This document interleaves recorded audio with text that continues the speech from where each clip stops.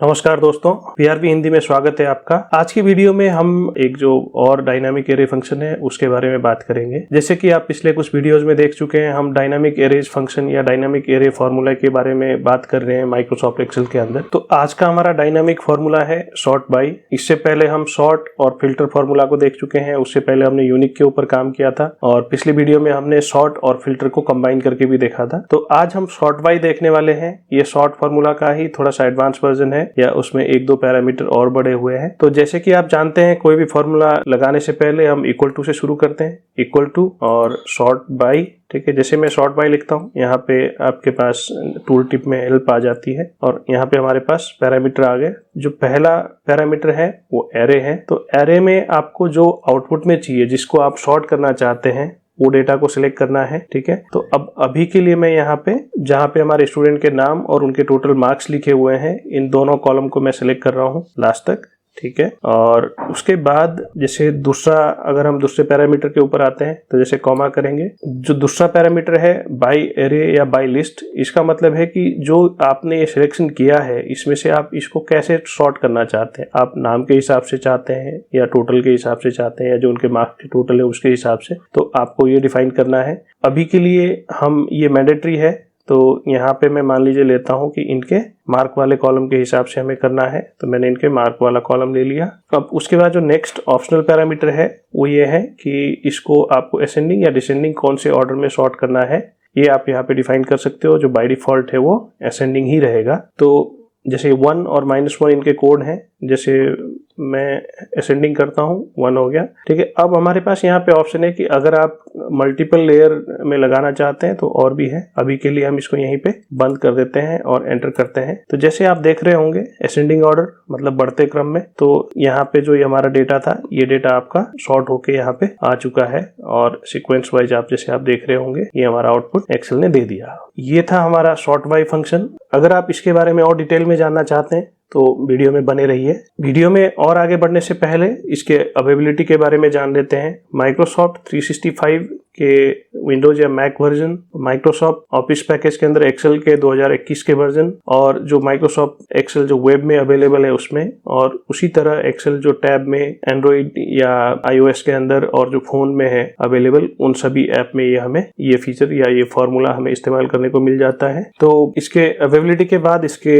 Parameter के जो option है, एक बार इनको समझने की कोशिश करते हैं। जैसे कि आप स्क्रीन में देख रहे हैं, तो इसका सिंटैक्स का जो स्ट्रक्चर है वो भी आपको दिख रहा है। और जो यहाँ पे आर्गुमेंट है, पहला आर्गुमेंट है कि एरे जो कि रिक्वायर्ड है, इसका मतलब है कि किस डेटा को आप सॉर्ट करना चाहते हैं, वो एरे आपका हो गया या रेंज जो आप बोल सकते हैं। दूसरा है कि बाय एरे, तो इसका मतलब है कि किस के हिसाब से आपको सॉर्ट करना है, या जो आपने टेबल या जो लिस्ट ली है उसमें से किस कॉलम के हिसाब से या किस रो के हिसाब से आप इसको सॉर्ट करना चाहते हैं, ये आपके पास पैरामीटर आपको डिफाइन करना होता है। और जो तीसरा पैरामीटर है जो ऑप्शनल है, कि ये है कि आप इसको असेंडिंग और डिसेंडिंग कैसे सॉर्ट करना चाहते हैं। बाय डिफॉल्ट ये असेंडिंग में रहेगा। इसी तरीके से आप मल्टीपल पैरामीटर भी लगा सकते हैं। जैसे आप देख रहे होंगे बाय एरे 2, फिर सॉर्ट ऑर्डर 2 है ना, और बाय एरे 3, सॉर्ट ऑर्डर 3। इसी हिसाब से ये कंटिन्यू आप यहाँ पे जितने भी आपको सॉर्टिंग के लिए ऑप्शन चाहिए वो आप यहाँ पे इस्तेमाल कर सकते हैं। अब इसी के साथ इसके कुछ लिमिटेशन या कुछ रिस्ट्रिक्शन के बारे में बात करें, तो यहाँ पे पहला रिस्ट्रिक्शन है कि जो बाय एरे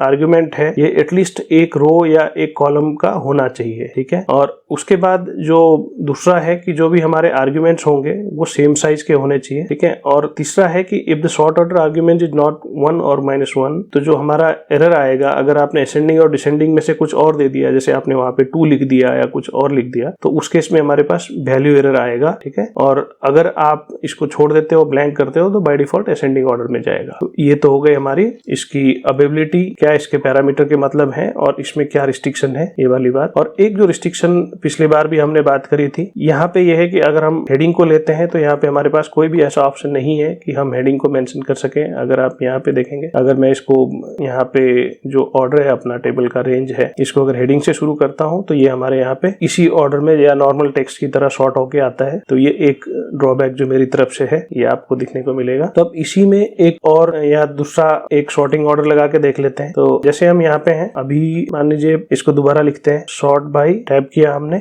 और जो तीनों कॉलम है शुरुआत के ये ले लेते हैं, नाम, टोटल और उनके ग्रेड क्या आए हैं। तो अब इसको पहले सॉर्ट करते हैं इनके ग्रेड के हिसाब से। सॉर्ट ऑर्डर में हमने किया ये ग्रेड है, ठीक है। और नेक्स्ट हमने किया कि ये असेंडिंग ऑर्डर में करो 1, ठीक है। फिर जैसे कॉमा करेंगे, अब बोल रहा है कि बाय एरे दूसरा किस हिसाब से करना है, तो दूसरा हमने बोला कि इसको इनके मार्क्स के हिसाब से करो और इसमें भी हमने बोला इसको -1, इसको डिसेंडिंग ऑर्डर में कर लेते हैं, ठीक है। तो अब जैसे ब्रैकेट को बंद करते हैं, अब आप यहाँ पे जो डेटा देखेंगे, ठीक है, जैसे पहले 250 वाले आ गए, ठीक है, उसके बाद 250 देखिए, जैसे हमने डिसेंडिंग ऑर्डर में किया था तो सबसे बड़ा ऊपर और बाकी नीचे। और अगर आप जैसे पहले सेल में आके यहाँ पे जो लास्ट में -1 है इसको अगर आप 1 कर देते हैं नॉर्मली, तो जैसे आप देखेंगे आपका सीक्वेंस चेंज हो जाएगा, जो कि बाय डिफॉल्ट हमने बोला कि असेंडिंग ऑर्डर में होता है। तो जैसे ए ग्रेड आने वाले स्टूडेंट के 208 से लेके 252 तक के रेंज में आपके पास ये डेटा यहाँ पे सॉर्ट होके आ गया है। अब इसको आप बाकी कैसे फॉर्मूले के साथ या कोई और फंक्शन के साथ कैसे मर्ज कर सकते हैं और क्या यूज केसेस निकाल सकते हैं, ये आपके ऊपर है। उम्मीद करता हूँ कि सॉर्ट बाय फॉर्मूला आपको समझ में आया होगा। अगर वीडियो अच्छी लगी तो इसे लाइक करें, अपने दोस्तों के साथ शेयर करें और अगर आप यहाँ तक देखने आ ही गए हैं और अभी तक हमारे चैनल को सब्सक्राइब नहीं किया है तो आप सब्सक्राइब करके हमारा हौसला बढ़ा सकते हैं। धन्यवाद।